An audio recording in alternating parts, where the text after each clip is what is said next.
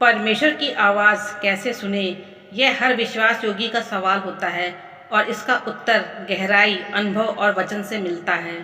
परमेश्वर की आवाज़ कैसे सुने, एक आत्मिक रहस्य। जब कोई यह प्रश्न पूछता है कि मैं परमेश्वर की आवाज़ कैसे सुनूं, तो यह स्पष्ट संकेत है कि उसका हृदय अब आत्मिक जागृति की ओर बढ़ रहा है। यह दुनिया के शोर से परे जाकर उस आवाज़ को पहचानना है जो जीवन बदल देती है। यूहन्ना 10:27 में लिखा है, मेरी भेड़ें मेरी आवाज़ सुनती हैं। यह वचन सीधे यीशु मसीह के मुख से निकलता है। इसका अर्थ यही है कि परमेश्वर बोलता है और उसके लोग सुन सकते हैं, लेकिन यह सुनना कानों से नहीं होता, यह आत्मा से होता है। पहला, परमेश्वर बोलता है, लेकिन कैसे? परमेश्वर बहुत तरीकों से बोलता है। पहला, बाइबिल के द्वारा परमेश्वर की सबसे पवित्र आवाज़ हमें वचन में सुनाई देती है। जब हम प्रार्थना के साथ बाइबिल पढ़ते हैं तो एक एक वचन जीवित हो उठता है। दूसरा तीमुथियुस 3:16 में लिखा है, हर एक शास्त्र परमेश्वर की प्रेरणा से रचा गया है। जब आप वचन पढ़ते हैं और कोई पंक्ति सीधा आपके हालात से बोलती है तो समझिए कि वह परमेश्वर की आवाज़ है। दूसरा, अंतःकरण के द्वारा जब आप शांत होते हैं और प्रार्थना में होते हैं तो आपके मन में एक कोमल और धीमी आवाज़ आती है। वो आपकी आत्मा को चुपचाप रास्ता दिखाती है। पहला राजा 19:12 में लिखा है, एक धीमी और कोमल ध्वनि आई। यह वही आवाज़ है जो आपको बुराई से रोकती है और भलाई की ओर बुलाती है। तीसरा, लोगों के माध्यम से।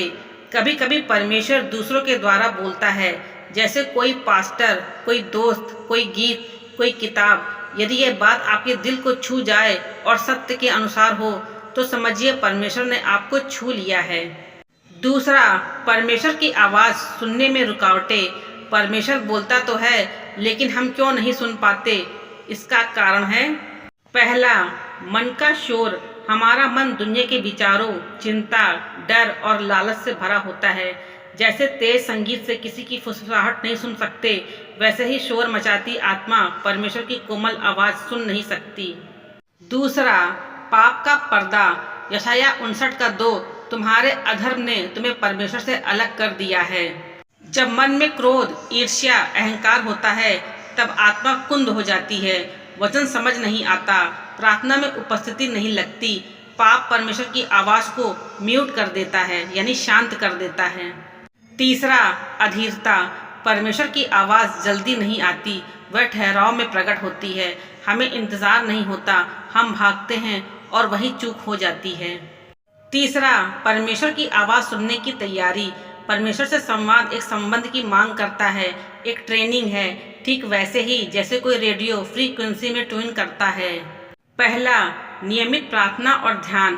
प्रभु से बोलिए और फिर शांत रहिए, मत बोलिए, सिर्फ सुनिए। वो आपको आत्मा में विचार देगा, कोई छवि, कोई शब्द।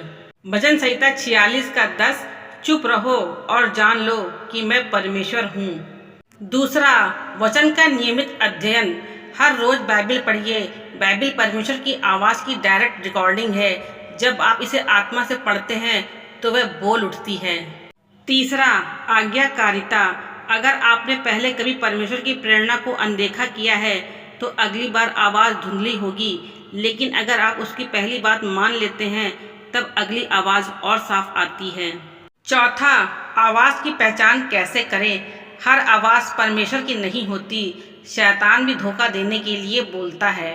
परमेश्वर की आवाज़ की पहचान, वह शांति देती है, डर नहीं, वह सत्य होती है, भ्रम नहीं, वह प्रेम से भरी होती है, आरोप से नहीं।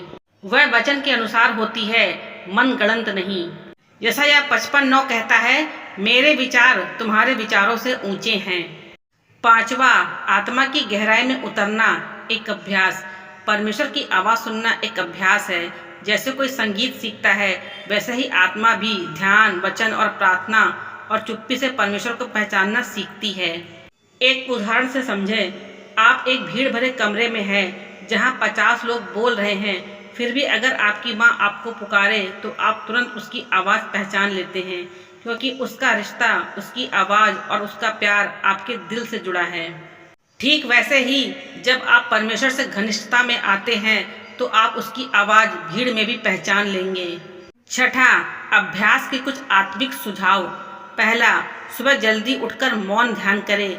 5 से 10 मिनट आंख बंद करके सिर्फ शांति से बैठें। दूसरा, प्रार्थना के बाद हमेशा 2 मिनट चुप रहें।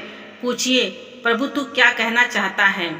तीसरा, एक डायरी रखें। जो विचार प्रार्थना में आए लिखते जाएं। बाद में पहचानें कि वो कितने सटीक थे। चौथा, फास्टिंग करें। अपने हिसाब से आत्मा अधिक संवेदनशील होती है। यूहन्ना 16:13 में कहा गया है, पवित्र आत्मा से मार्गदर्शन मांगे, वही हमें सत्य की ओर ले जाता है।